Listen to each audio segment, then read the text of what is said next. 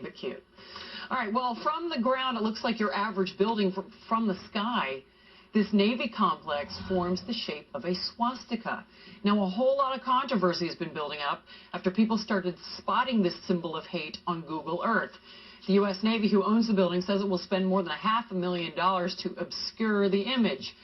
Dave Von Kleist is the co-host of the Power Hour and has been championing this cause since the middle of last year. Is that right?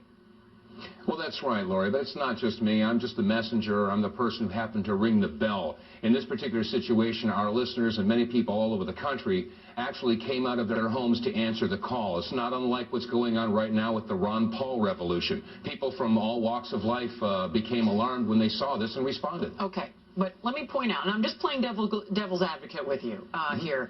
The thing was built 40 years ago. The builders say it was not intentional. You can't even see it unless you happen to be on Google Earth. So what's the big deal? Well, I find it very difficult, and a lot of the other people that have seen this find it difficult to accept the idea that they didn't look at the blueprint or the artist renditions or the architectural drawings. Symbolism plays a very large role in our society. It sends a very quiet message to other people who are aware of the symbols.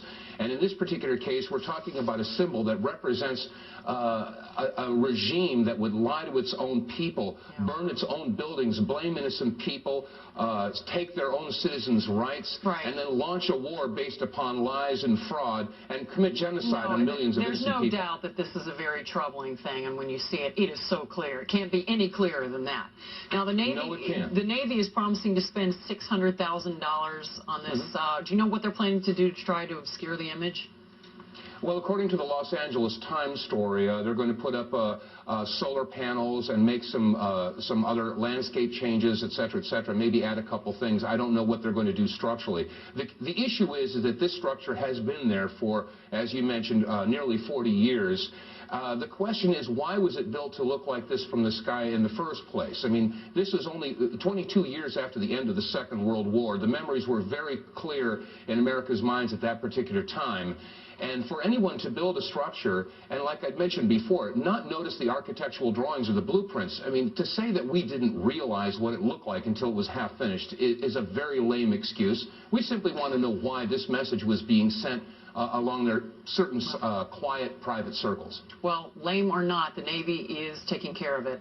We'd love to have you back on again after they obscure it and see what your reaction is then.